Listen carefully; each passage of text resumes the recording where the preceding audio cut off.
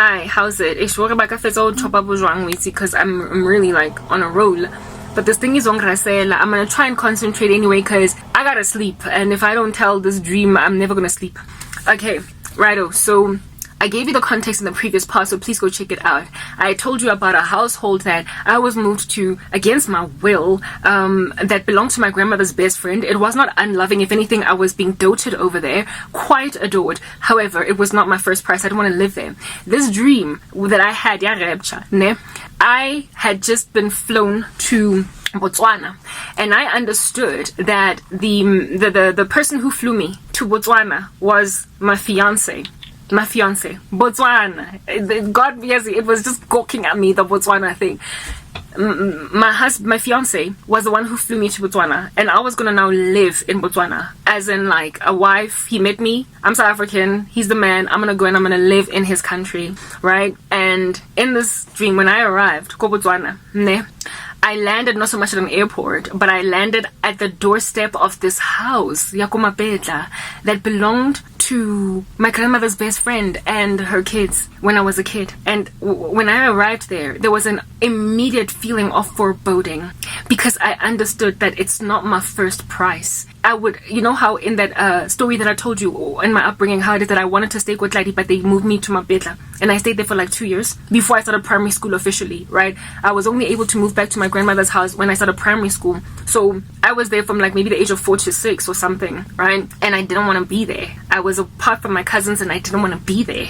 And in this dream, I landed in Botswana, and the house that I landed in the porch of, thing, was Nklyakomapetla, ya Memamusa, ne? And I was immediately in the dream just overwhelmed by a feeling of foreboding that this is a compromise. I'm settling. This is not first prize. I don't want to be here. And remember the constitution of the house, Yakomapetla. I wasn't abused there. It's not like I had a horrible childhood, like a foster kid that is just being thrown against the walls. I was loved. And I was doted over, especially by the daughters of this grandmama lady, ne, who had a little creche establishment there. The girls loved me.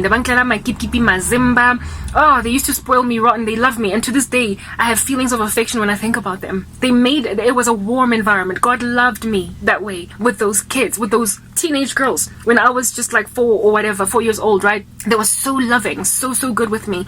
But it wasn't my first prize. I would have much rather been with my cousins. And when I arrived at this doorstep in this dream, I understood that I'm loved in this place, that I am not abused in this place, that it's not a horrible environment for me. It's not going to throw me or beat me black and blue against the walls, but it's not my first prize. It's not what I actually really want. And there was also, just as a sense of loss, in the sense that I wanted to be around my family members. Now, this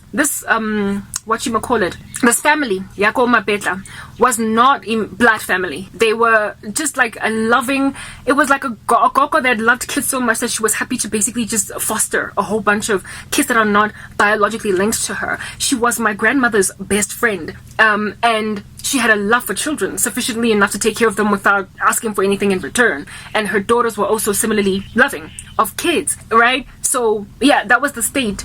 But for me, I wanted to be around my blood family. I wanted my cousins, I wanted my mom, I wanted my grandmother, I wanted my blood family. But I was made to live basically in a foster house with strangers that were very loving, but it was nonetheless a foster. Literally, blood was first prize for me. In this dream, I was being adopted into a family, this guy, and friends by this guy, and they loved me. They were kind. I was not looked upon with any kind of, what is this? No attitude, no treatment of my person because of my persecuted state, like you don't have family, so we're going to treat you like trash. I didn't have a Cinderella complex in this space. I was well received by strangers, but for me, it was like they were strangers. And I would much rather be a missed family. I had a deep and a grave sense of loss in my heart, because I would have much rather been a missed family. And you know how I left Tladi to go to Mapetla. For me, it was like I left South Africa to go and live in Botswana.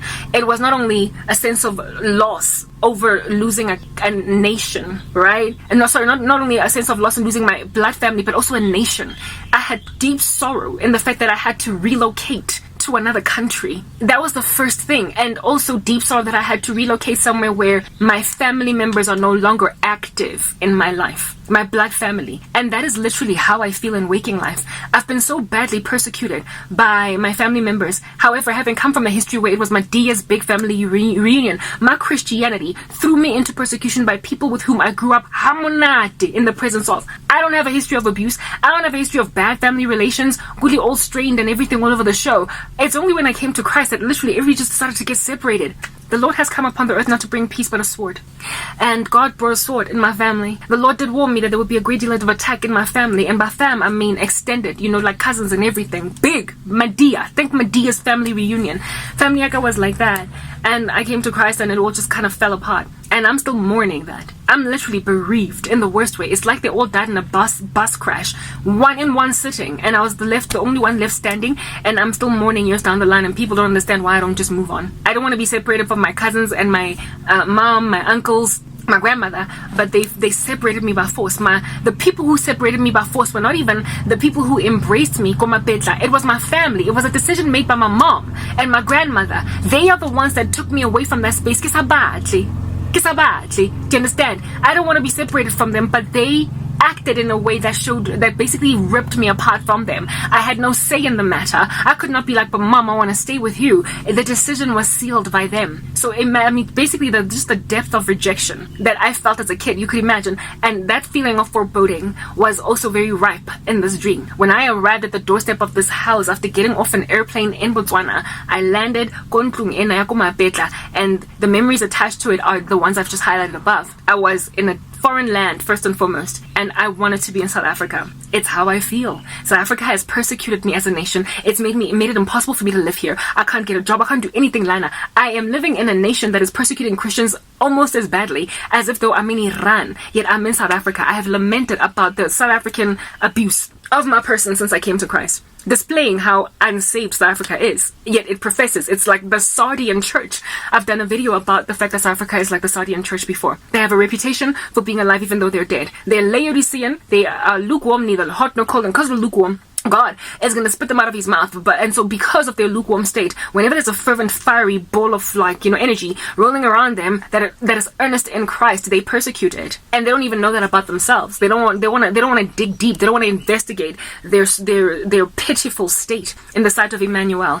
And with all of that denial that they're walking in, they are heftily abusing someone that never wanted to leave. I've always been quite the, gargantuan, patriot for this land. No matter what issues Africa might have, I've always just been so besotted with this country, and for it to just kick me out like this to a point where I've been so badly persecuted in it that I feel like I need to go live in another country, it's really broken my heart. I'm not only mourning the loss of my land, I'm also mourning the loss of my family members that I was close with once. I didn't grow up with strained relations in my family, so that's quite a lot to take in my stride. And here it is that I was now landing in Botswana, a country that's literally just next door. It's literally just next door, South Africa. Okay, it actually used to be part of South Africa once until it broke away, just like Lesotho. It was not even that far from South Africa. It's not that far. Like, you can drive to Botswana. You don't have to take an airplane or even a boat, a ship, or whatever. That's how near us it is. It is literally a borderland next to us. But yet nonetheless I felt so far. And another thing about Botswana, I'm Tswana, it speaks our language, its culture is very similar to South Africa. I would not have to struggle with language barriers there. They don't speak any language that is different from South Africa. Like, one of our official languages is Tswana in this country, so I would fit right in. However, it was still not home. Just like it was, like, literally, Mapetla was is so close to, if you know Soweto, you will know how close Mapetla is to Tladi. It's literally just around the corner. I could walk to my grandmother's house, but it was just still so far. Next part.